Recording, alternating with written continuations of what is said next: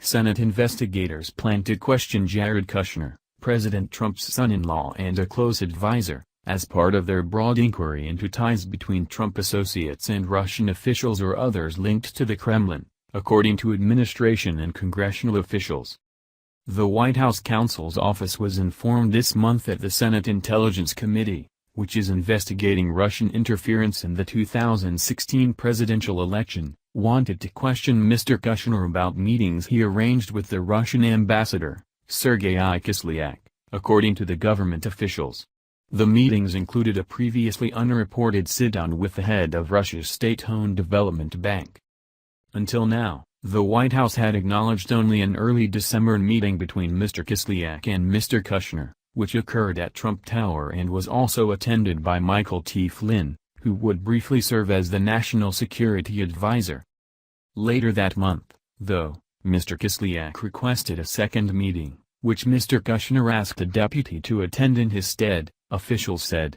At Mr. Kislyak's request, Mr. Kushner later met with Sergei Gorkov, the chief of Bank, which the United States placed on its sanctions list after President Vladimir V. Putin of Russia annexed Crimea and began meddling in Ukraine. Continue reading the main story. Advertisement. Continue reading the main story. A White House spokeswoman, Hope Hicks, confirmed those meetings, saying in an interview that nothing of consequence was discussed and that they went nowhere. Mr. Gorkov, who previously served as deputy chairman of the board at SUBCRIBE, Russia's largest state-owned bank, could not be reached for comment. Members of presidential transition teams routinely meet with foreign officials, and there is nothing inherently improper about sitting down with the Russian ambassador. Part of Mr. Kushner's role during the campaign and the transition was to serve as a chief conduit to foreign governments and officials, and Ms. Hicks said he met with dozens of officials from a wide range of countries. She added that Mr. Kushner was willing to talk to Senate investigators about the meetings with Mr. Kislyak and the banker, saying, "He isn't trying to hide anything and wants to be transparent." Still, meetings between Trump associates and Russian officials or others linked to Mr. Putin are now of heightened interest as several congressional committees and FBI investigators try to determine the scope of the Russian intervention in the election and links between Russians and anyone around Mr. Trump. The Senate panel's decision to question Mr. Kushner would make him the closest person to the president to be called upon in any of the investigations, and the only one currently serving in the White House. The officials who initially described the Senate inquiry to the New York Times did so on the condition of anonymity in order to speak candidly about Mr. Trump's son-in-law. The FBI declined to comment. There are no indications that Mr. Kushner is a focus of its investigation, and Ms. Hicks said he had not been questioned by the Bureau.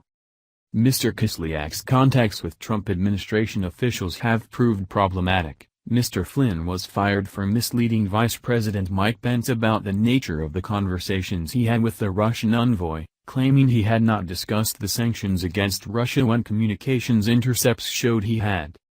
Attorney General Jeff Sessions was forced to recuse himself from any Russian inquiries led by the Justice Department after he failed to disclose at his Senate confirmation hearing that he had met with Mr. Kislyak during the campaign. The meetings Mr. Kushner arranged with Mr. Kislyak all took place in December, during the transition, Ms. Hicks said.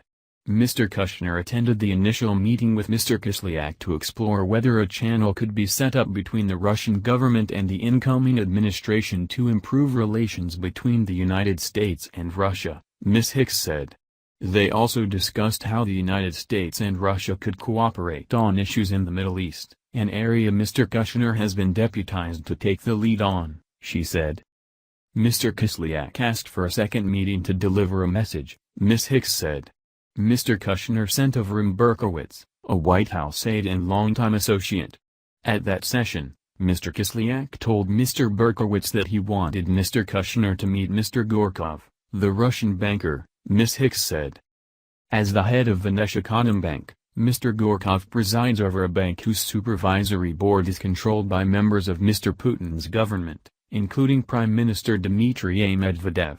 It has been used to bail out oligarchs favored by Mr. Putin, as well as to help fund pet projects like the 2014 Winter Olympics in Sochi.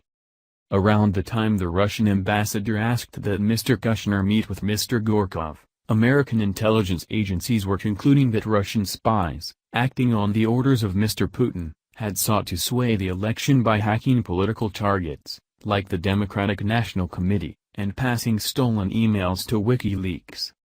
Mr. Kushner had not yet stepped aside as chief executive of Kushner Companies, his family's real estate empire, and was trying to attract investment for the company's crown jewel, an over-leveraged Manhattan office tower on Fifth Avenue. He was in the midst of negotiations to redevelop the building with Anbang Insurance Group, a Chinese company with ties to the Beijing government. Senate investigators plan to ask Mr. Kushner if he discussed ways to secure additional financing for the building during his meeting with a Russian banker, a government official said. Ms. Hicks said that no such business was discussed at the half-hour session, during which Mr. Gorkov expressed a desire for an open dialogue. Nor did the issue of the American sanctions against Russian entities like Vnesheconombank rise, she added. It really wasn't much of a conversation, she said. The inquiry into Mr. Kushner's dealings with the ambassador may further complicate Mr. Trump's efforts to move past the Russia situation. Last week, the FBI director, James B. Comey, confirmed in testimony to Congress that his agency had begun a counterintelligence investigation into Russian interference and whether any associates of the president might have colluded with the Russian government. Mr. Trump's former campaign chairman, Paul Manafort, has been under scrutiny in the FBI investigation because of his ties to pro-Russian politicians in Ukraine. In August, he was forced to step down as the chairman of Mr. Trump's campaign amid reports that his name emerged in a secret ledger in Ukraine listing off-the-books payments for consulting work he did for a Russian-backed government there. He has denied any wrongdoing and has said he never worked for the Russian government.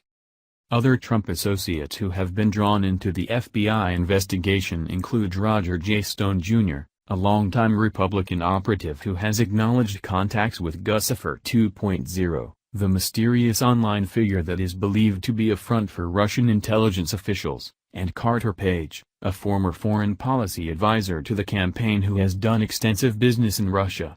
Both have denied doing anything unlawful. The Senate investigation is proceeding on a separate track from the FBI investigation while drawing on some of the same material, like routine electronic surveillance of the Russian ambassador and his embassy cohort. The committee chairman, Senator Richard M. Burr, Republican of North Carolina, has told the White House he plans to interview all Trump aides who had contact with Russian officials, according to White House officials. Depending on those interviews, some may be called upon to testify in closed-door sessions. Mr. Burr and Senator Mark Warner, a Virginia Democrat and the committee's vice chairman, said in a statement, Mr. Kushner has volunteered to be interviewed as part of the committee's investigation into the Russian activities surrounding the 2016 election. They added that their inquiry would follow the intelligence wherever it leads. The extent of Mr. Kushner's interactions with Mr. Kislyak caught some senior members of Mr. Trump's White House team off guard, in part because he did not mention them last month during a debate then consuming the White House, how to handle the disclosures about Mr. Flynn's interactions with the Russian ambassador.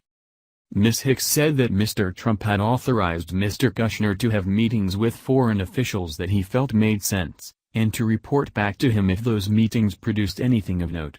She said that because in Mr. Kushner's view the meetings were inconsequential, it did not occur to him to mention them to senior staff members earlier.